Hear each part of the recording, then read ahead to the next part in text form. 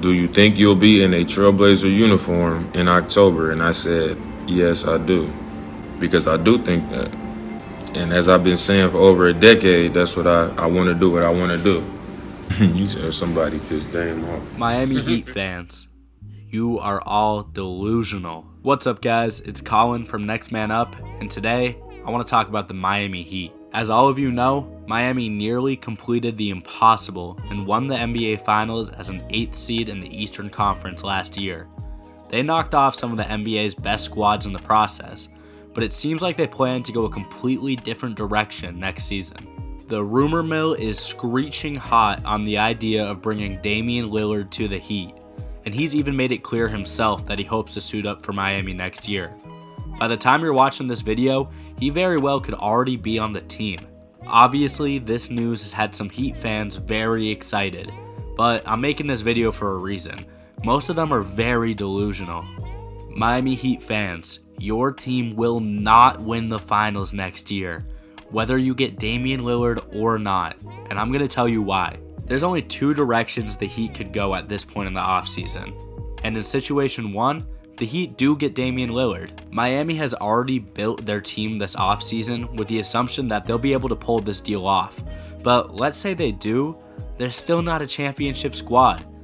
Something that's consistent with NBA championship teams is their depth and their team chemistry. The main reason Miami was so good this last season was because of those two exact reasons in particular. You look at one of the most common storylines of the Heat, and it was the amazing contribution they got from some of the most overlooked guys on their bench. These guys took a couple years to develop, but Miami trusted them and allowed them to succeed when it mattered the most. If you look at this graphic here, these are all guys that played valuable minutes for the Heat at some point or another within the season. Max Strus was a starter for the finals, so was Gabe Vincent, so was Caleb Martin. Duncan Robinson came off the bench and was one of the key shooters, and Haywood Highsmith got valuable minutes in the whole playoff run. These aren't nobodies, these were guys that made the Heat who they were last season. In particular, I'm really worried about letting Strus and Vincent walk in the same free agency. I understand they saved cap space, but these guys were starters on a team that was in the finals this last season. And a trade with Portland would also cost them Robinson and at least Yurt 7. Not even to mention Tyler Hero, who would be the main piece of the trade, and just last year, was seen as one of the NBA's top rising stars. I mean, seriously, Heat fans, I want you to think about it. I know Damian Lillard is on the table, but just a couple years ago, you were all saying how Tyler Hero could be a top 15 player in the league, and I almost agree with you. He has immense talent and immense potential. I think because of his injury, you're all starting to view him differently, but he is incredibly valuable in a trade package. So why would you give him up for a guy that could leave you next year? I really don't understand it. The Heat have built their whole identity off their toughness, mentality, and culture, and this stems a lot from their role players, and they all stepped up when they needed to the most.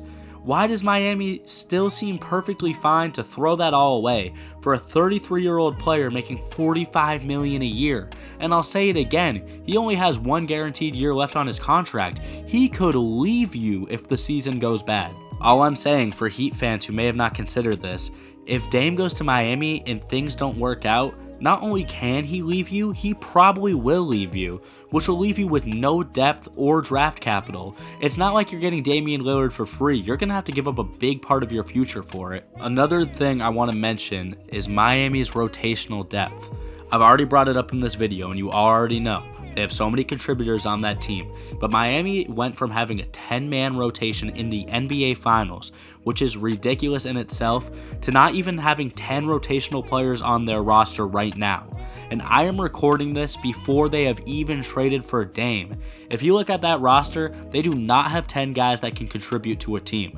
So what are they going to do? Trade half of them away in a Damian Lillard deal? It just seems like too high of an asking price. But at the same time, you can't blame Portland for having such a high asking price. Damian Lillard gave 11 years to that team, all of his prime, and there's no denying his talent. He's one of the best point guards in the league, but you cannot tell me his production is guaranteed.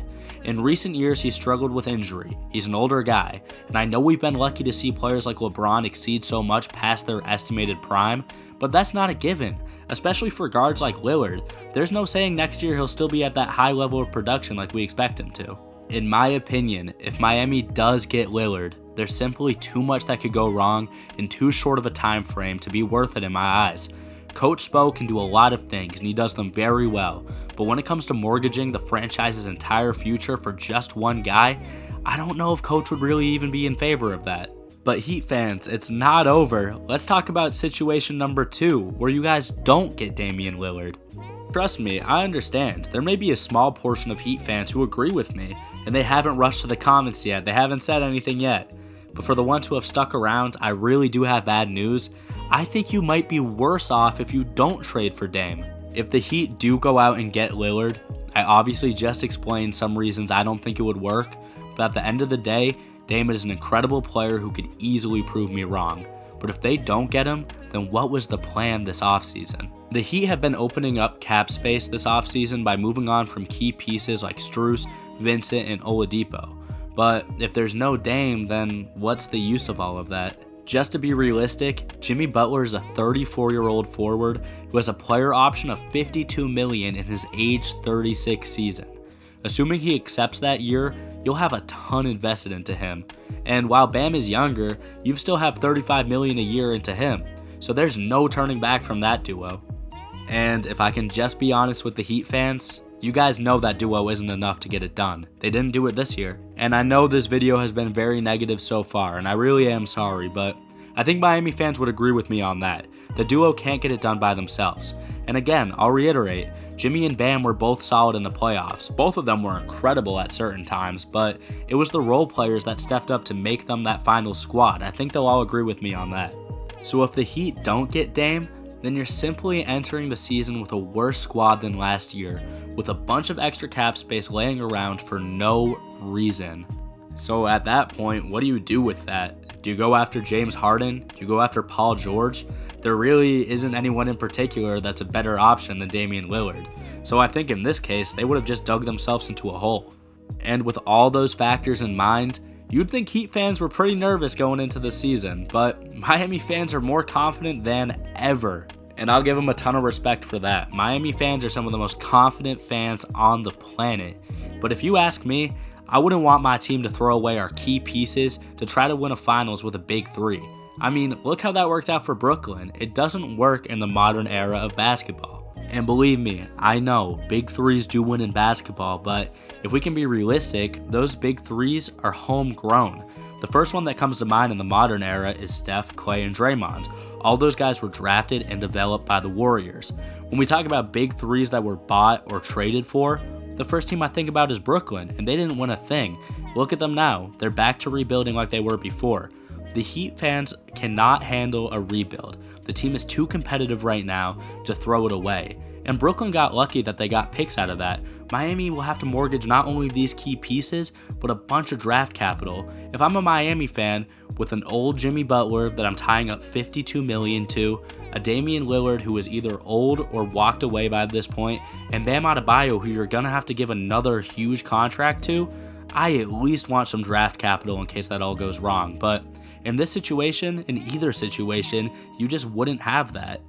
All I'm saying is that if I'm a Heat fan, I really don't want to see this team go down like Brooklyn, and I'm getting scary vibes that Damian Lillard might be the piece that brings them to that point.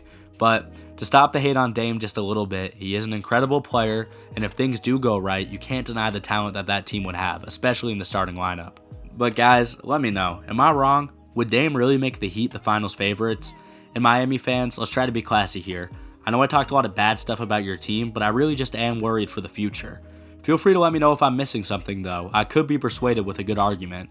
We've really been appreciating the love on the channel, and we hope you guys have a great day. Peace out.